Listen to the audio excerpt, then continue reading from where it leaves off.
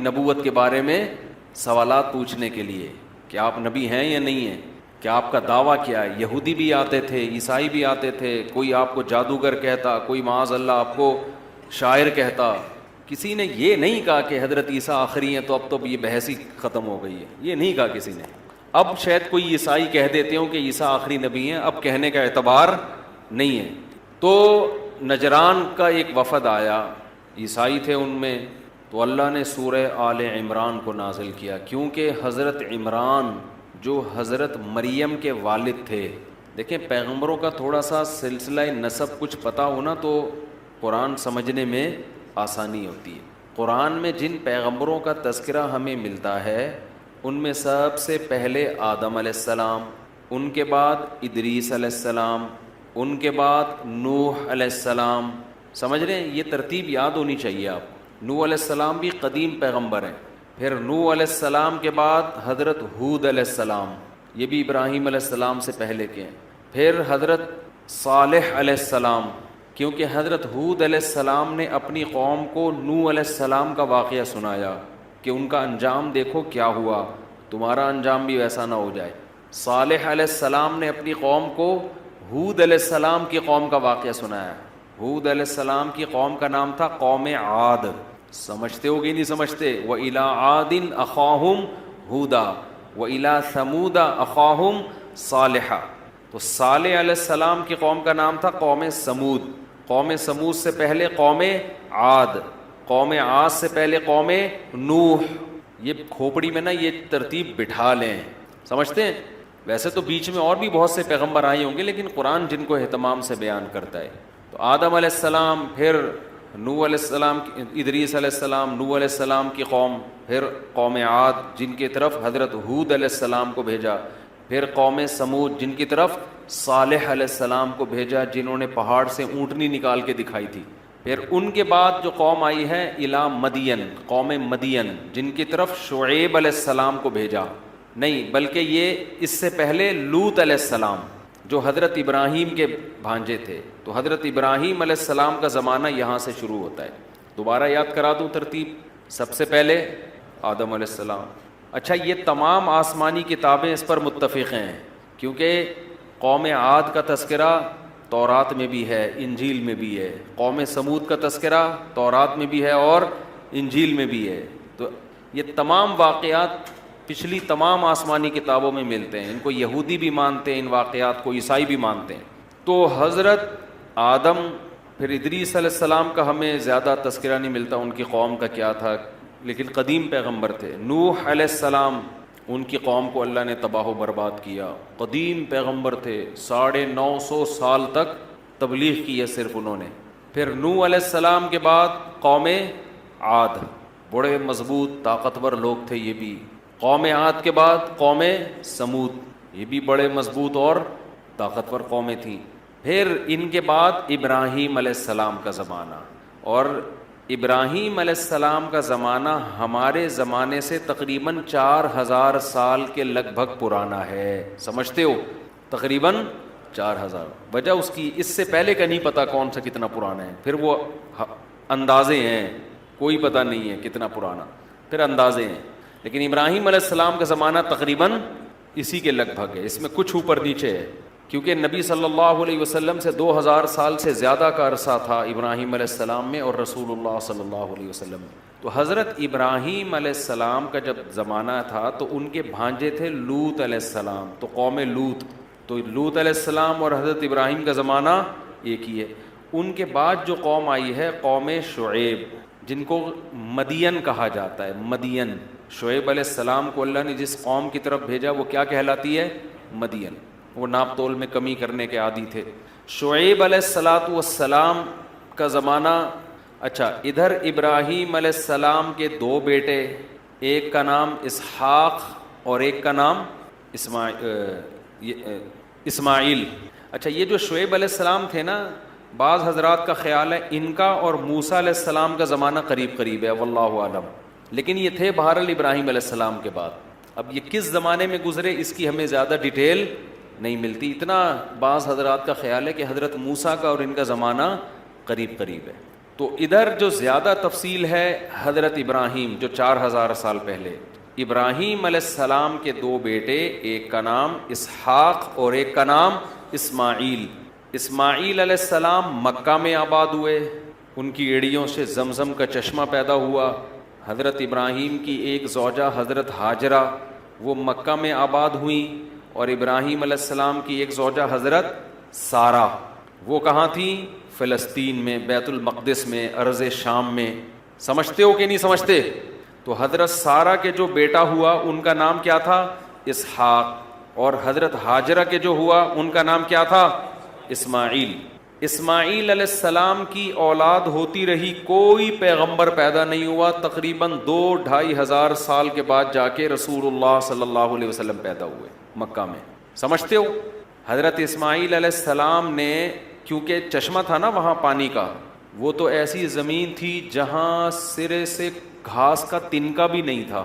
دیکھو اس میں بڑی حکمت ہے، بیت اللہ ایسی جگہ بنایا گیا ہے کہ اسے دیکھ کے کوئی یہ نہ کہے کہ یہ انسانوں کی سلیکشن ہے۔ انسان جب بھی خود سے کوئی خود ساختہ معبود بناتے ہیں یا خود ساختہ عبادت گاہ بناتے ہیں، اس میں اس کا تو خیال کریں گے نا کہ پبلک کے لیے یہاں پہنچنا آسان بھی ہے کہ نہیں ہے۔ نہیں یاری بات، اس زمانے میں مکہ کی زمین آباد کوئی تھا ہی نہیں، نہ بندہ نہ بشر۔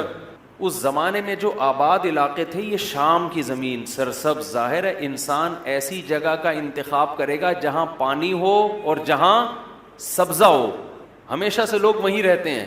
مکہ جس جگہ ہے نا، آپ ہوائی جہاز سے جب سفر کرتے ہیں اتنے لمبے لمبے ریگستان اور گھاس کا تنکا آپ کو دور دور تک نظر نہیں آئے گا۔ تو اللہ نے ابراہیم علیہ السلام کو حکم دیا فلسطین سے شام کی مقدس سرزمین سرسبز زمین سے چل کے کہاں پہنچنا ہے؟ مکہ۔ آپ ذرا میپ پہ، گوگل میپ پہ سرچ کر کے دیکھ لو کتنا لمبا راستہ، نہ کوئی سڑک ہے، ریگستانوں کا سفر ہے، اونٹ پہ بیٹھ کے جانا ہے، زاد راہ کتنا لینا ہے۔ یہ خود اس کی علامت ہے کہ یہ انسانوں کا بنایا ہوا گھر نہیں ہے، یہ ورنہ انسان ایسی لوکیشن کا کبھی بھی انتخاب نہ کرتا۔ سمجھتے ہو کہ نہیں سمجھتے؟ اگر یہ خود ساختہ ہوتا ہے نا، کسی نے بنا لیا ہوتا ہے، جیسے ملحد لوگ کہتے ہیں کہ بنا لیا بس بیٹھ کے، تو یہاں کیوں بناتے بھائی ریگستان میں؟ پیٹرول تو اب نکلا ہے نا، مارکیٹیں تو اب بنی ہیں، وہ اتنی دور جا کے نا 4 پہاڑوں کے بیچ میں اللہ نے کہا کہ گارے مٹی کا گھر بنا دو۔ اس میں بڑی حکمت تھی تاکہ لوگوں کو یقین آ جائے کہ اس جگہ کی سلیکشن یہ اللہ کی طرف سے ہے، اس میں انسان کی رائے کا دخل نہیں ہے۔ تو ابراہیم علیہ السلام حضرت ہاجرہ کو لے کے وہاں پہنچے، اور یہ بھی بڑی قربانی، وہ کہہ رہی ہیں مجھے ایسی جگہ کیوں لے کے جا رہے ہو؟ ہیں بھائی ایسی جگہ مجھے کیوں لے کے جا رہے ہو؟ صحیح ہے، بخاری کی حدیث ہے، جب پریشان ہوئی پھر پوچھا کہ بتاؤ اللہ کے حکم سے؟ انہوں نے کہا اللہ کے حکم سے۔ بس حضرت ابراہیم نے اتنا جواب دیا۔ حضرت ہاجرہ نے فرمایا اذا لا یضیعنا، پھر اللہ ہمیں ضائع نہیں کرے گا، پھر ضائع نہیں کرے گا۔ کتنی نیک زوجہ تھیں۔ آج کل کی اگر عورتیں بھی اسی طرح ہو جائیں، ہیں بھائی کتنی ہنسی خوشی زندگی گزرنا شروع ہو جائے۔ تو خواتین پھر ٹینشن دیتی ہیں کہ بھئی مرد بھی اگر اچھے ہو جائیں تو بھی بڑی، دونوں طرف تالی دونوں ہاتھوں سے بچتی ہے نا۔ تو وہاں پر ابراہیم علیہ السلام حضرت ہاجرہ کو اور ان کے بیٹے اسماعیل علیہ السلام کو چھوڑ کے آ گئے، بس اللہ کا حکم ہے۔ اللہ نے کہ بڑی حکمتیں تھیں بھائی، یہاں پر اللہ نے مکہ کو آباد کرنا تھا، تو یہ سب اللہ کی طرف سے ہو رہا ہے کام۔ وہاں اسماعیل علیہ السلام کی ایڑیاں سے اللہ نے زمزم کا چشمہ پیدا کیا، اور ایسا پانی پیدا کیا ہے کہ آج تک وہ پانی ختم ہونے کا نام نہیں لے رہا۔ 4000 سال گزر گئے ہیں، دنیا میں کوئی چشمہ اتنا قدیم نہیں ہے جو اتنا لوگوں کو سیراب کر رہا ہو، اتنا سیراب کر رہا۔ اچھا اس میں بھی دیکھو حکمت ہے، اللہ دودھ کی نہر بھی جاری کر سکتے تھے، شہد کی نہر بھی جاری کر سکتے تھے، اس سے پتہ ہے کیا ہوتا؟ پھر غیر مسلموں کو موقع مل جاتا کہ یار یہ قدرتی طور پر نا ایک یونیک قسم کی جگہ ہے، تو اس یونیک ہونے کی وجہ سے اس جگہ کو لوگوں نے عبادت گاہ بنا لیا، سادہ پانی نکالا ہے، ٹھیک ہے نا، کیونکہ زندہ رہنے کے لیے پانی بہرحال ضروری ہے۔ کوئی بھی عجیب سی چیز ہو جاتی ہے نا، معجزہ تو ظاہر ہو جاتا، لیکن لوگ کہتے یار یہ اندر کچھ زمین میں کچھ کیمیکل مل کے دودھ جیسی چیز نکل رہی ہے، تو کہیں سے لوگ گزرے ہوں گے، انہیں کوئی ایسا کیمیکل نظر آیا ہوگا، تو اسی جگہ کیونکہ ہر عجیب چیز کو لوگ کیا بنا لیتے ہیں؟ معبود ہوتا ہے نا، ہر عجیب چیز کو لوگ نا معبود بناتے ہیں۔ اللہ نے کہا کچھ بھی عجیب نہیں ہوگا یہاں پہ، ریگستان، بیابان، نہ پیداوار، بواد غیر ذی زرع، گھاس کا تنکا نہیں ہے، کوئی اٹریکشن کی چیز یہاں پہ نہیں ہوگی۔ پانی تو اس لیے کہ وہ تو زندہ رہنے کے لیے، پانی بھی نہ ہوتا تو پھر تو مر جاتے نا، لیکن پانی ایسا خاندانی پیدا کیا کہ آج تک وہ پانی ختم ہونے کا نام نہیں لے رہا۔ تو اب وہاں پر حضرت ہاجرہ اپنے بیٹے اسماعیل علیہ السلام کے ساتھ جا کے رہنے لگیں، پانی جمع ہو گیا۔ اسماعیل علیہ السلام کا گزر بسر کیسے ہوتا تھا؟ کہتے ہیں کہ کچھ ہی وقت میں وہاں نا ایک قبیلہ گزرا ہے، سفر کرتے ہوئے نہیں قافلے جا رہے ہوتے، تو ان کو پانی کا احساس ہوا۔ پہلے زمانے میں پانی بڑی نعمت تھی، جرہم قبیلہ تھا، انہوں نے آ کے وہاں پڑاؤ ڈال دیا، تو وہیں پر اسماعیل علیہ السلام کی شادی ہوئی اسی خاندان کی کسی لڑکی سے، کسی خاتون سے۔ پھر اسماعیل علیہ، اور وہ قبیلہ وہیں آباد ہو گیا۔ اور حضرت اسماعیل علیہ السلام کا جو گزر بسر تھا نا، کھانا پینا، وہ تھا شکار سے۔ وہ کیا کرتے تھے؟ شکار۔ حدیث میں آتا ہے ارمو فإن اباکم کان رامیا۔ نبی صلی اللہ علیہ وسلم جب صحابہ کو جنگ میں تیروں کی ترغیب دیتے، فرماتے تمہارے باپ اسماعیل تیر انداز تھے، تم بھی تیر اندازی سیکھو، تیر چلانا سیکھو۔ اردغل سے کم از کم یہ فائدہ ہو گیا، لوگوں کو تیر تلوار سے تھوڑی سی محبت ہو گئی ہے۔ تو حضرت اسماعیل کا گزر بسر کیا تھا؟ کیونکہ وہاں نہیں تھا مدینہ، پھر تجارتیں شروع کی، لوگوں نے دور دراز جانا شروع کیا، تو پھر عرب لوگ تجارتوں کے، شام کی تجارت، شام قافلے جایا کرتے تھے، تجارتی سامان لاتے تھے۔ خیر، تو ادھر اسماعیل علیہ السلام کے آگے ابراہیم علیہ السلام کے دین کو اسماعیل علیہ السلام نے فالو کیا، توحید پرستے، آہستہ آہستہ آہستہ ان کی اولادوں میں بت پرستی اور شرک آنا شروع۔ یہ شرک اتنی گندی چیز ہے، یہ دینداروں میں بھی آتی ہے، اور یہ محبت کے نام پہ آتی ہے، یاد رکھو۔ جو مذہب کو فالو نہیں کرتے ان میں کبھی بھی بت پرستی نہیں ہوتی، ہمیشہ بت پرستی کے پیچھے اندھی عقیدت ہے، ہمیشہ بت پرستی کے پیچھے کیا ہے؟ اندھی عقیدت۔ بزرگوں سے، اہل اللہ سے ان کو باپ بنا لیتے ہیں، پتہ نہیں کیا سمجھتے ہیں کہ یہ کچھ عجیب سی چیزیں ہیں۔ یہ بھائی بزرگ ہماری طرح کے انسان ہوتے ہیں، کھاتے ہیں پیتے ہیں، ان کو ہمارے بارے میں ککھ بھی پتہ نہیں ہوتا، ان سے عقیدت صرف ان کے نیک عمل کی وجہ سے ہوتی ہے۔ باقی نہ وہ گنجے کے سر پہ بال نکال سکتے ہیں، نہ وہ اندھے کو بینائی دے سکتے۔ کسی کے ہاتھ پہ کوئی کرامت ظاہر ہو جائے تو وہ بھی اللہ کی طرف سے ہوتی ہے، ہاتھ ان کا ہوتا ہے، کام کرنے والا کون ہے؟ اللہ۔ تو اللہ نے ان کو اختیارات پھر بھی نہیں دیے ہوتے کہ جب چاہیں گے گنجے کے سر پہ ہاتھ رکھیں گے بال نکل آئیں گے، ایسا نہیں ہوتا۔ پتہ نہیں گنجے کی مثالیں مجھے کیوں ذہن میں آتی ہیں، بلکہ مثالیں تو اور بھی بہت ساری ہیں، لیکن جو گنجے کی مثال دینے میں مزہ آتا ہے وہ کسی اور مثال میں نہیں آتا۔ تو ادھر اس ابراہیم علیہ السلام کے بیٹے جو ادھر ارض شام میں، وہ تھے اسحاق علیہ السلام۔ اللہ نے ان کو یہاں کے لیے منتخب کیا۔ اسحاق علیہ السلام کے بیٹے یعقوب علیہ السلام، یعقوب علیہ السلام بھی نبی، حضرت اسحاق بھی نبی۔ یعقوب علیہ السلام کے 11 بیٹے، جن میں 2 کے نام ہمیں ملتے ہیں، ایک بنیامین اور ایک یوسف علیہ السلام۔ حضرت یوسف علیہ السلام کو اللہ نے نبوت عطا فرمائی۔ یوسف علیہ السلام کو بھائیوں نے کنویں میں ڈال دیا، یہ ہم تفصیل پڑھیں گے آگے، بھی تو خلاصہ بیان کر رہا ہوں۔ پھر کنویں سے نکل کے مصر کے بازاروں میں فروخت ہوئے، ہوتے ہوتے بادشاہ کے محل میں پہنچتے پہنچتے مصر کے بادشاہ بن گئے۔ جب مصر کی حکومت آپ کے پاس آئی ہے تو آپ نے اپنے والد یعقوب علیہ السلام کو ارض شام سے کہاں بلوا لیا؟ مصر۔ سمجھتے ہیں؟ وہاں حکومت بنی اسرائیل کی نہیں۔ بنی اسرائیل کیوں کہتے ہیں ان کو؟ یعقوب علیہ السلام کا لقب تھا اسرائیل۔ اسرائیل یہ عبرانی زبان کا لفظ ہے، ایل اللہ کو کہتے تھے، اسرا کا معنی عبد، عبداللہ کا ترجمہ ہے یہ اسرائیل۔ تو حضرت یعقوب علیہ السلام کا لقب کیا تھا؟ اسرائیل۔ تو ان کی جتنی اولادیں ہیں وہ کیا کہلاتی ہیں؟ بنی اسرائیل۔ حضرت یعقوب کے ایک بیٹے کا نام تھا یہودا، سمجھتے ہیں؟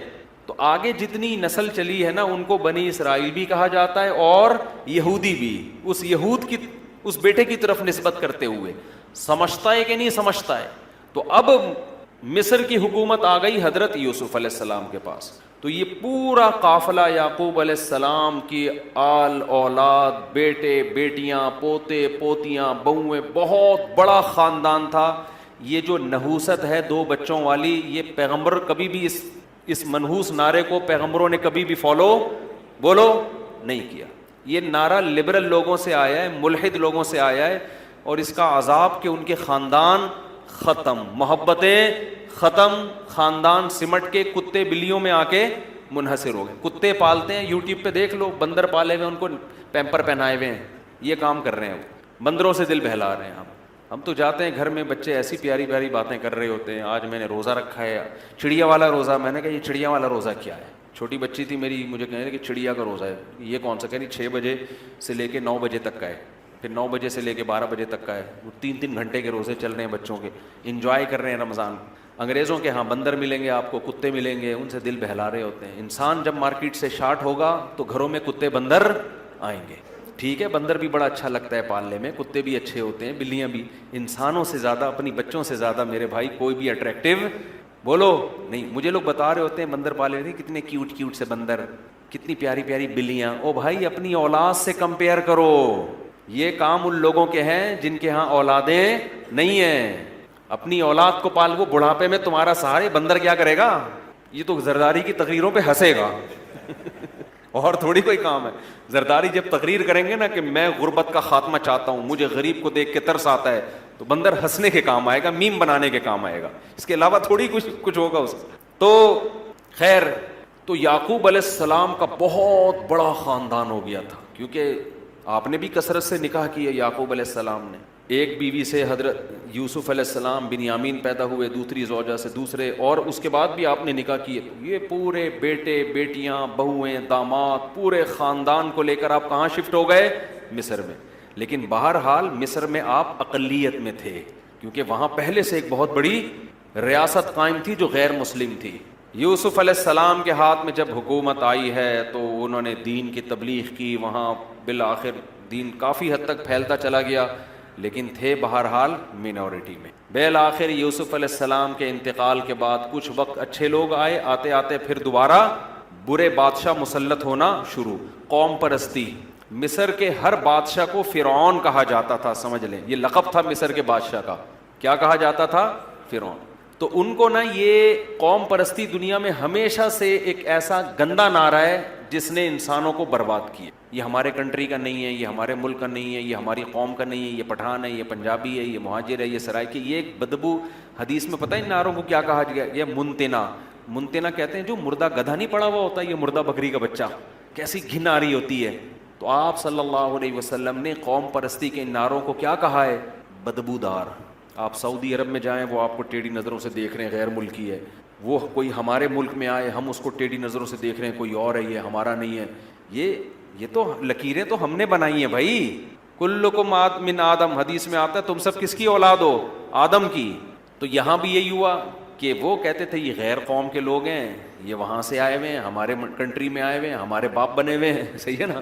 یوسف علیہ السلام تو حکومت میں تھے نا بھائی، قابلیت کی بیس پہ حکومت آپ کے ہاتھ میں آئی تھی. آپ نے تو مصر کی حکومت کو قحط سے، ہلاک ہونے سے بچایا، اور مصر کی گورنمنٹ کی معاشی ترقی کا ذریعہ بنے. اس بیس پہ تو آپ کو اس قوم کا شکر ادا کرنا چاہیے.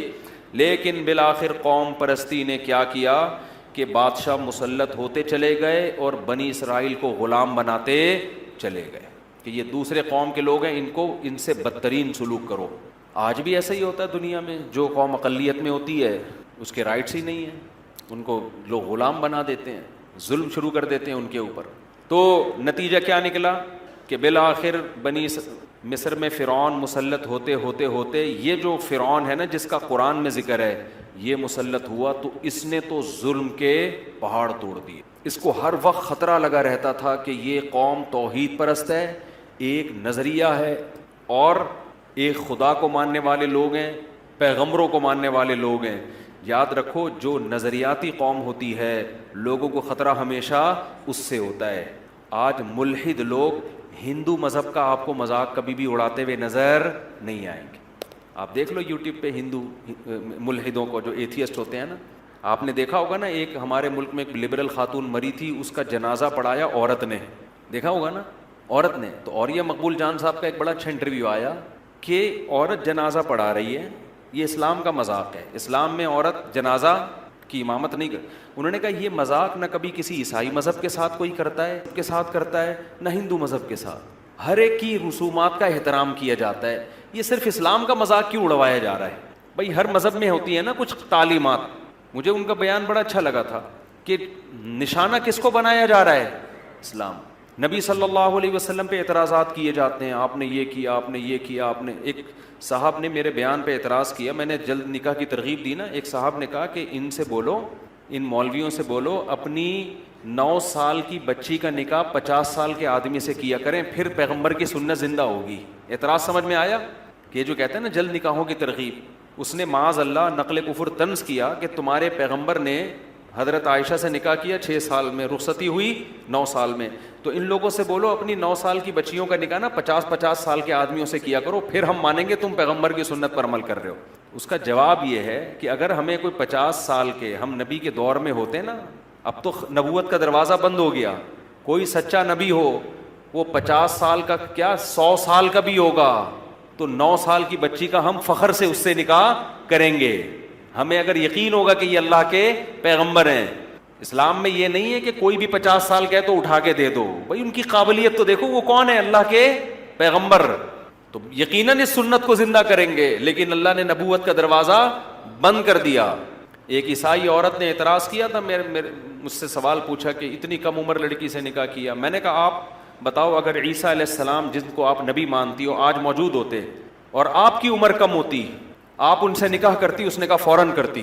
تو میں نے کہا جیسے آپ کو ان کے پیغمبر ہونے کا یقین ہے، ابو بکر کو محمد صلی اللہ علیہ وسلم کے پیغمبر ہونے کا یقین، حضرت عائشہ کو محمد صلی اللہ علیہ وسلم کے پیغمبر ہونے کا یقین، اور کیسی کامیاب زندگی گزری ہے، کس قدر ساری زندگی حضرت عائشہ نے فخر کیا ہے.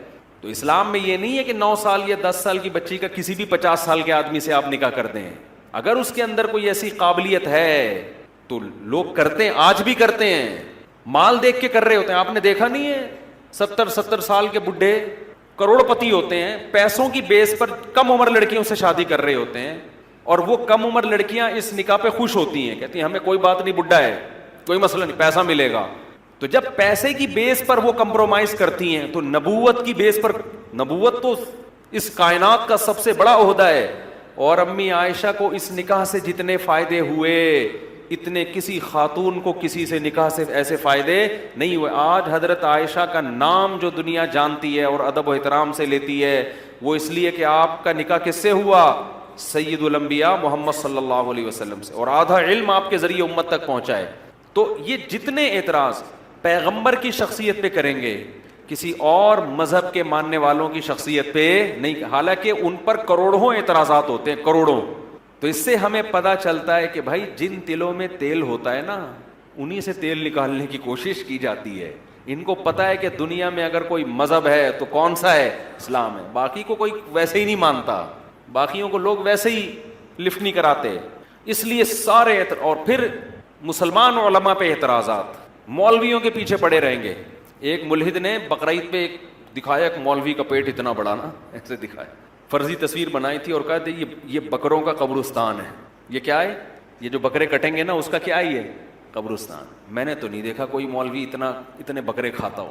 ان بقرعید کے دنوں میں جتنا غریب آدمی گوشت کھاتا ہے نا وافر مقدار میں، اتنا امیروں کو نہیں ملتا. امیر تو پورے سال کھاتے ہیں، بقرعید کے دنوں میں اگر وہ بناتا نا کسی غریب آدمی کا پیٹ اور کہتا یہ مسلمانوں میں جو غریب لوگ ہیں ان کا پیٹ بکروں کا قبرستان ہوتا ہے، ہم کہتے ہیں صحیح بات کر رہا ہے کہ ان دنوں میں جتنا گوشت غریب کو کھانے کو ملتا ہے اتنا پورے سال کھانے کو نہیں ملتا. لیکن کہاں لے کر آ رہا ہے؟ مذہبی رہنماؤں کو. تو ان کی دشمنی اسلام سے، ان کو پتہ ہے دنیا میں پنپنے والا کون ہے؟ اسلام ہے. خیر جلدی سے بات کو سمیٹتا ہوں. تو بنی اسرائیل جو تھے، فرعون کو خطرہ کس سے تھا؟ بنی اسرائیل سے. ان کا ایک مذہب ہے، یہ صحیح تعلیمات کو فالو کرتے ہیں. تو فرعون نے کیا کیا؟ بچوں کو قتل کرنا شروع، ان کی نسل ختم کرو. پہلے زمانے میں نسل روکنے کا طریقہ آتا نہیں تھا، قتل کیا جاتا تھا. اب اسلام دشمن قوتوں نے قتل کے عیب سے، قتل کے الزام سے بچنے کے لیے انہوں نے نیا فارمولا لے کر آئے ہیں کہ پیدا ہونے سے روک دو. آپ کو پتہ ہے تعلیم پہ اتنا خرچ نہیں ہو رہا جتنا بچوں کی ولادت روکنے پہ خرچ ہو رہا ہے کہ ان کو پڑھائیں گے کیسے. الٹی کہانی ہے یا نہیں ہے؟ نہیں آئی سمجھ میں؟ جو بجٹ پاس ہوتا ہے نا فیملی پلاننگ کے لیے, وہ اتنا بجٹ ہے کہ اس میں ہر بچے کو بہترین تعلیم فری دی جا سکتی ہے. یہ ایسا ہی ہے جیسے میں کہوں کہ یار میرے 6 بچے ہو گئے تو میں پڑھاؤں گا کیسے, تو ان بچوں کو کی تعلیم پہ میں نے کیلکولیشن کی 10 لاکھ خرچہ آ رہا تھا, 15 لاکھ میں نے بچے روکنے پہ خرچ کر دیے. تو دنیا میں بے وقوفی کی بات ہوگی کہ نہیں ہوگی؟ تو یہ بے وقوفی دنیا میں ہو رہی ہے. فیملی پلاننگ کے ذریعے نسل روکنے پر جتنا پیسہ خرچ ہو رہا ہے اتنا بچوں کی ایجوکیشن پہ خرچ نہیں ہو رہا. تو یہ وہ فرعون والا فلسفہ ہی ہے کہ نسل کو بڑھنے نہ دو, ان کی سپیڈ بہت تیز ہے, کل یہ بنی اسرائیل کی آبادی زیادہ ہو گئی, یہ ہم ہی کو کھا جائیں گے. تو وہی فلسفہ آج دنیا میں ہے کہ ایشیائی ملک ہیں, غریب ملک ہیں, ان کو سمٹنے دو, ورنہ یہ بڑھیں گے تو یہ ترقی کریں گے. خیر, تو اب یہاں پر اللہ نے پھر بھیجا حضرت موسیٰ علیہ السلام کو مصر میں. تو موسیٰ علیہ السلام بھی کس کی اولاد میں؟ حضرت ابراہیم علیہ السلام کی. اور ایسے پیغمبر بھیجے کہ قرآن جتنی محبت سے اور جتنے اہتمام سے موسیٰ کا تذکرہ کرتا ہے ایسا تذکرہ قرآن کسی اور پیغمبر کا نہیں کرتا. ہر تھوڑی دیر میں موسیٰ, ہر تھوڑی دیر میں موسیٰ. اور اتنی زبردست قرآن نے ہسٹری بیان کی ہے فرعون اور موسیٰ علیہ السلام کی کہ جتنے اسباق اس واقعے میں ملتے ہیں اتنے اسباق ہمیں کسی اور واقعہ میں نہیں ملتے. بہت بڑا ایک اللہ کی طرف سے نا عالی شان ایک معجزے کا ظہور ہوا, اور اتنی مہلت دی گئی فرعون کو. وہ ہم پڑھیں گے انشاءاللہ جب یہ آیتیں آئیں گی, کس قدر طریقوں سے سمجھایا گیا. مختلف اس طوفان بھیجے گئے, مینڈکوں کا عذاب, خون کا عذاب کہ یہ ایمان لے آئے, لیکن وہ ہٹ دھرم ہی کرتے کرتے بالآخر قرآن کہتا ہے ہم نے فرعون کو غرق کیا اور صبح و شام اس کو آگ میں جلایا جاتا ہے, اس کی جسم کو ہم نے محفوظ کر لیا. تو اس واقعے کو جتنے اہتمام سے بیان کیا قرآن نے کسی اور واقعے کو بیان نہیں کیا. اس سے پتہ چلتا ہے کہ اللہ کی نظر میں موسیٰ کلیم اللہ کا مقام بہت زیادہ بلند ہے. تو حضرت موسیٰ علیہ الصلوۃ والسلام کے بعد کیا ہوا؟ اب ترتیب یاد ہو رہی ہے نا, آدم, نوح, ہود, صالح, ابراہیم, لوط علیہم السلام.